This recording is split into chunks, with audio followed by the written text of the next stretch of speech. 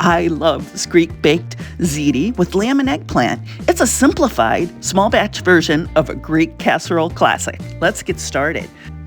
Toss the eggplant, lamb, onion, oregano, oil, tomato paste, garlic, and some spices, along with some red pepper flakes, in a loaf pan. And that's a great choice for small batch. Then get in there with your hands and make sure everything's good and coated.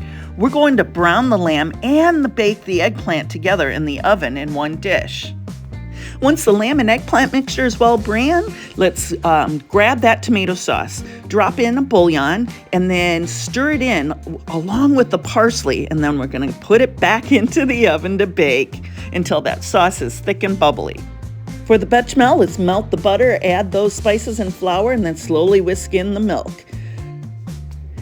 Add the ziti, and we're going to cook the pasta right in the pot. Return to a simmer and keep stirring to prevent from sticking. When the mixture reaches a simmer, cover and let it stand off the heat. We're going to stir occasionally every 15 minutes. Using a slide spoon, transfer the pasta to the loaf pan, leaving extra bechamel in the saucepan.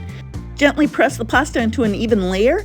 Add a third of the casserole to the bechamel, an egg.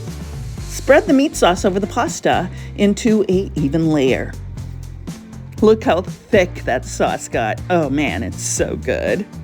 Top with the bechamel and sprinkle the remaining casserole over the bechamel. Top evenly with some feta, pine nuts, parsley, and maybe even a pinch of red pepper flakes. Bake for about 15 to 20 minutes, let it rest, and then you're ready to dive in. Enjoy this small batch of a Greek casserole classic. It's so good. Find the recipe on ourtablefor2.com and please subscribe.